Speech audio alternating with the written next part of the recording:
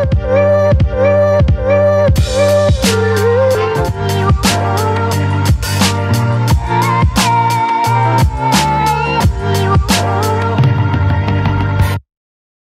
and welcome back teman-teman netizen atau warganet yang saya hormati semuanya. Di konten terbaru hari ini saya ingin membahas tentang 29 pemain yang dipanggil oleh Coach Sintayong untuk mengikuti TC Timnas Indonesia di Turki mulai tanggal 20 Desember tahun ini sampai tanggal 6 Januari tahun depan. Selain itu juga teman-teman, seperti yang kita ketahui bahwa akan ada 3 laga uji coba bagi Timnas Indonesia.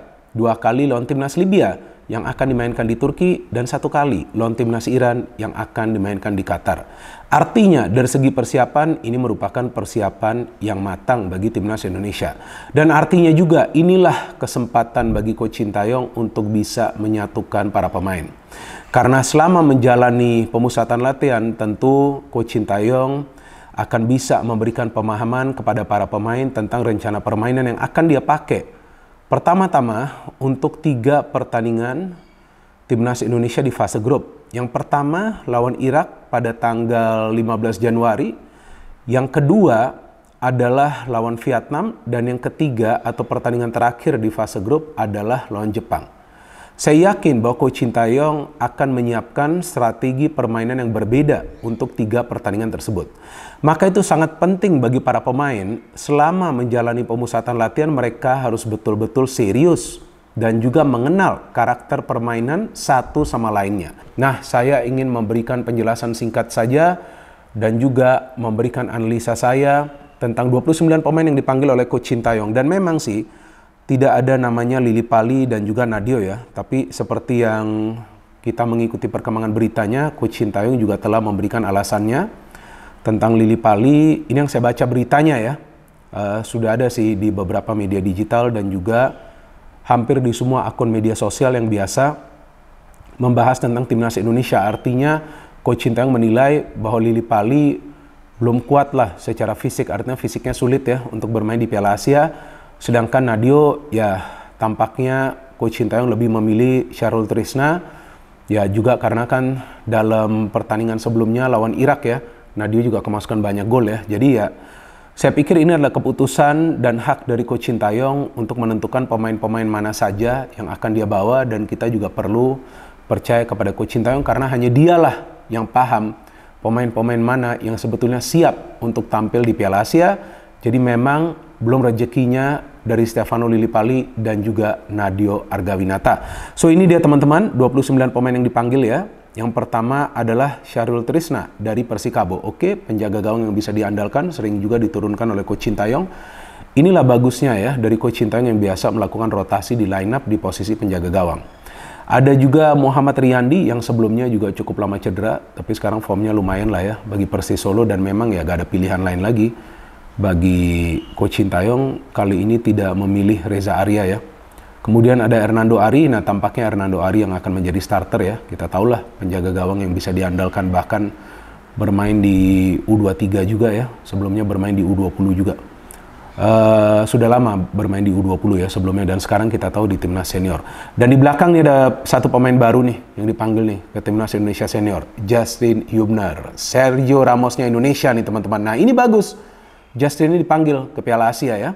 Dan jika Coach Sintayong sudah panggil Justin untuk TC, artinya dia sudah mendapatkan izin ya dari klubnya ya. Artinya dia sudah mendapatkan izin dari klubnya ya. Sedangkan ada juga Edo Febriansyah, oke lah ini pemain yang biasa bermain di wing. Wahyu Pras, pemain yang belum lama dipanggil ke Timnas Indonesia, mendapatkan kepercayaan dari Coach Sintayong. Kemudian Rizky Ridho seperti biasa, Jordi Amat, Elkan Bagot. Elkan Bagot artinya dikasih izin juga ya. Sandy Walsh, Shin Patinama, Asnawi Mangkualam, Pratama Arhan. Nah, kalau kita melihat di pertahanan, ini banyak sekali sih pemain bagi Coach Sintayong ya. Opsinya banyak sekali ya. Seperti Justin Hubner di center back, ada Wahyu Pras di center back, Rizky Ridho, Jordi Amat, Sandy Walsh pun bisa bermain di center back. Dan di kiri ada Edo Febriansyah, ada Pratama Arhan, ada Shin Patinama. Jadi di satu posisi itu bisa ada lebih dari 1 pemain teman-teman. Di sebelah kanan bisa Sandy Walsh, bisa juga Asnawi Mangkualam. Nah ini yang sangat bermanfaat bagi Coach Sintayong. Apalagi nanti ya seandainya jika ada pemain yang tidak fit. Kemudian di tengah ini juga stok yang melimpah nih di tengah bagi Coach Sintayong. Jadi kemungkinan nih Coach Sintayong nanti dalam formasi akan lebih banyak memainkan pemain-pemain yang akan bermain di lini tengah. Atau juga di wing ya, seperti Sadil Ramdhani ya, what a player, ini pemain yang memang ya fighter ya di atas lapangan ya, tapi dia juga perlu mengontrol emosinya. Ada Mark seperti biasa, Ricky Kambuaya, Witan Sulaiman, Egy Maulana Fikri. Witan dan Egy memang selalu dipanggil ya kalau mereka fit, pernah juga gak dipanggil, tapi kemudian dipanggil kembali ketika formnya sudah membaik ya.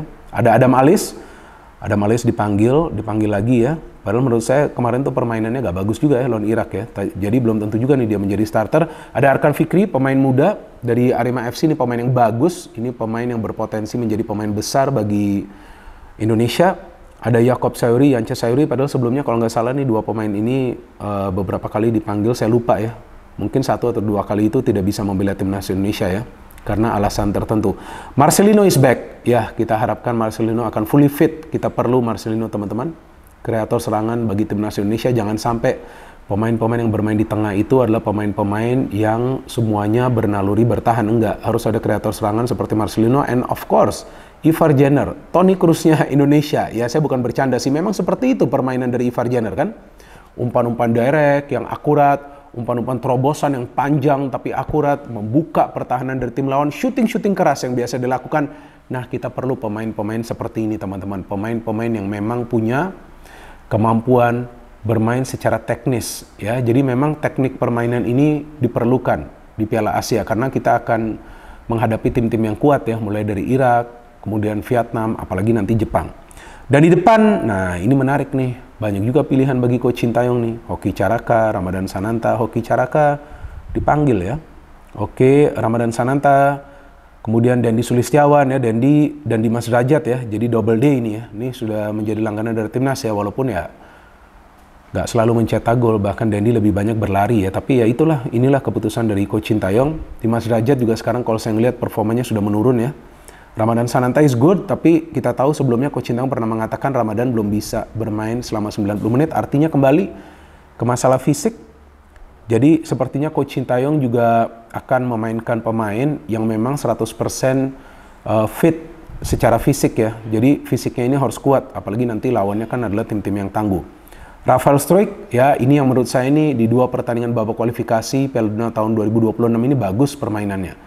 Lawan Irak dan juga lawan Filipina. Wah, bagus sekali ini pemain. Walaupun ya untuk mencetak gol mungkin dia tidak akan seproduktif ya seperti yang kita harapkan, tapi untuk melakukan pergerakan tanpa bola, pergerakan dengan bola, mengalihkan perhatian dari para pemain tim lawan yang bermain di lini pertahanan, inilah pemainnya yang kita perlukan, Rafael Struijk. Jadi ada tiga pemain di masing-masing lini yang sangat penting nih ya teman-teman ya. Di lini pertahanan kalau menurut saya ya, walaupun Jordi Amat ya melakukan kesalahan sebelumnya lawan Irak dan lawan Filipina gak meyakinkan, tapi menurut saya dia pemain yang penting di lini pertahanan. Kemudian di tengah, kalau menurut saya Marcelino ya pemain yang sangat penting, dialah kreator serangan, dia harus main. Jadi jangan sampai timnas Indonesia tuh parkir bis saja di setiap pertandingannya. Ya kalau nanti di pertandingan terakhir lawan Jepang mau parkir bis ya, asalkan sudah mendapatkan 4 poin dari 2 pertandingan sebelumnya, wajar ya. Jadi parkir bis saja. Kalaupun kalah jangan kalah telak gitu, supaya minimal bisa lolos sebagai salah satu dari 4 tim ya, kalau nggak salah 4 tim peringkat ketiga terbaik.